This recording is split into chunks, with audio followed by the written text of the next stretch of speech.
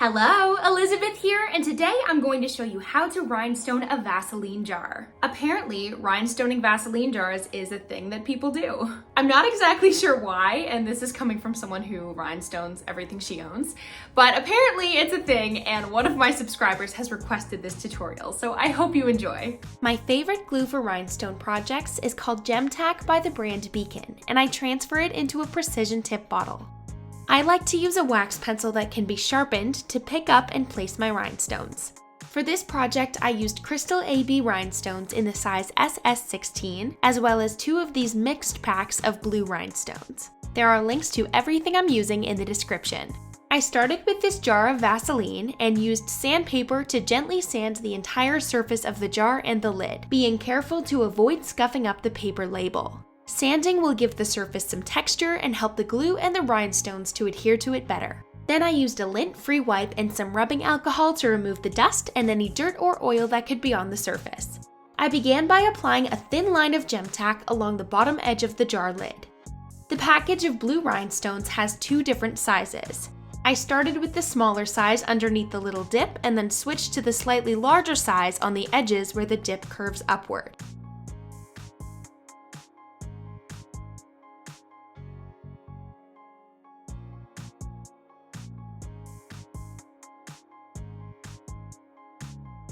I continued working my way out using only the larger size of the blue rhinestones, just placing them side by side and filling in the spaces on the blue lid.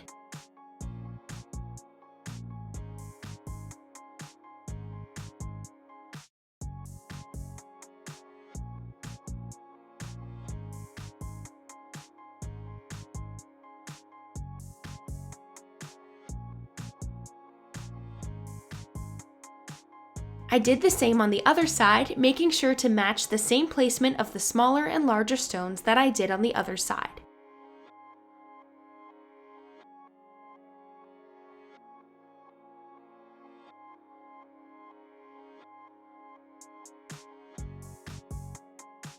I worked my way around to the back using just the larger of the blue stones, and when I got to the hinges of the lid, I made sure to avoid those and leave lots of room for the lid to open and close with no interference.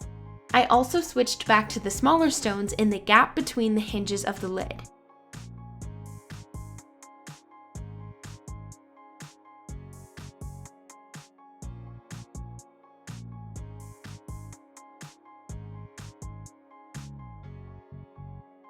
Then I continued working my way around with the larger stones until I met up with the front again.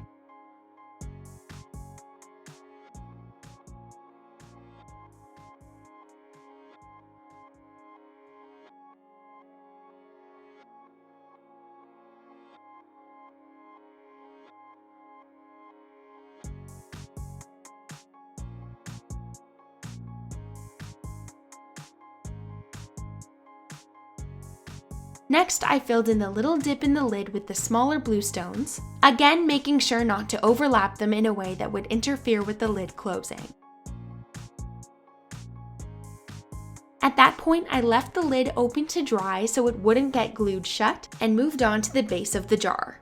I used crystal AB stones in the size SS16 for the entire base of the jar. I followed the curve along the bottom of the lid and the label, and 3 rows of stones fit really nicely in the space above the label. As I moved along to the outer edges, I made sure to keep the outline around the label nice and neat, and kept working my way out, placing those SS16 stones side by side. I also made sure the lines along the edge of the lid were super tidy.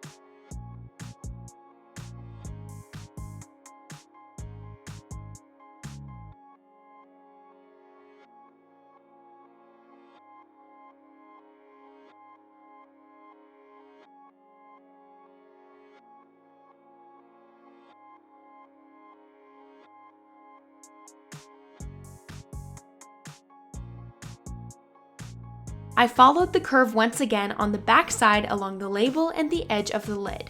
And the label is a little higher back here, so I did only 2 rows of stones above the label instead of 3.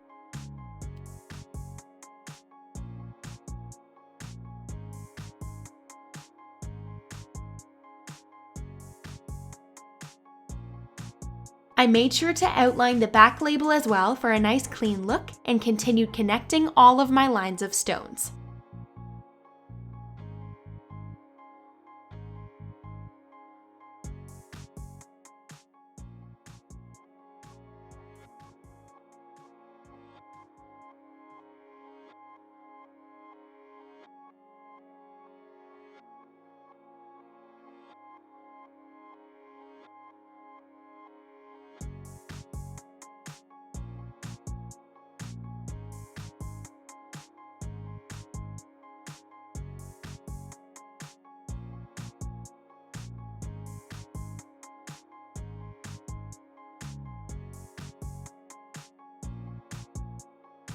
You might have to leave some small gaps where the curved lines meet the straight lines just to help everything fit in nicely. But for the most part, you can just keep connecting each row of stones, following along the edges of the previous ones.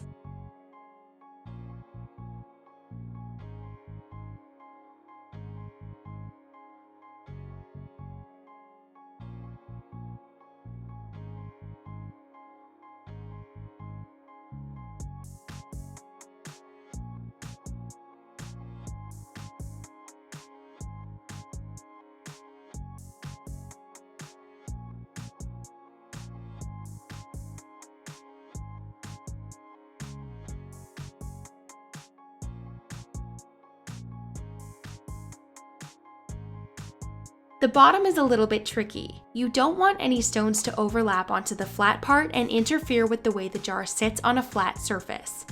So just test as you go to make sure it will still sit upright on the table. But I found I was basically able to just outline the flat rectangle on the bottom and fill in all the space so that when it was sitting upright, there were no bare spots visible.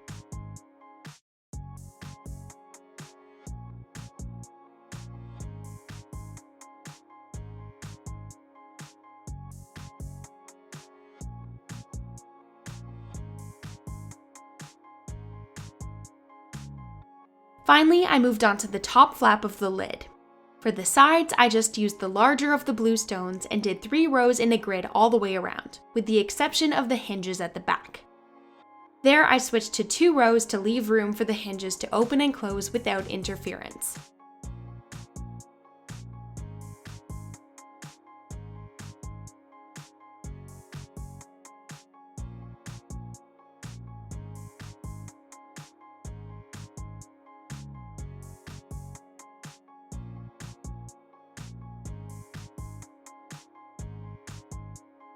Then I moved on to the top of the lid, which is probably the most difficult part because it has curved indents in it.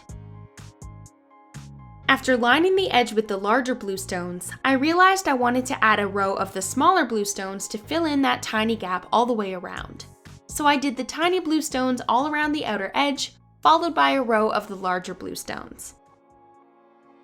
And then I switched back to the smaller blue stones again to fill in the curved dents. The dents create too big of a gap for the large stones to securely attach to. So I just put the smaller ones on a bit of an angle to fill in the dip.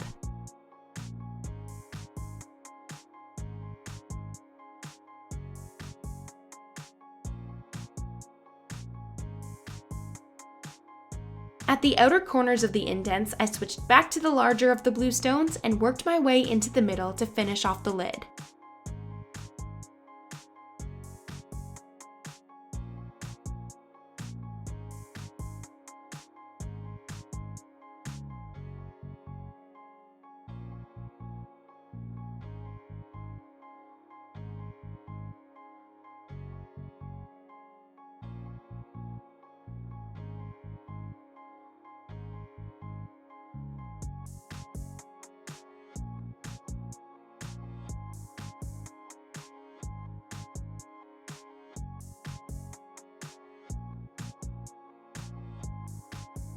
And here is the final result.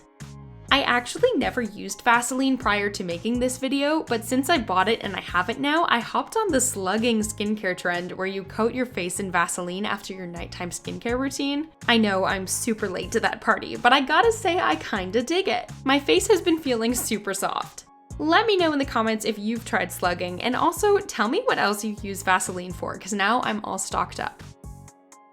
I hope you found this tutorial helpful. If you enjoyed this video, please subscribe to my channel and leave a comment letting me know what you would like to see next. See you later!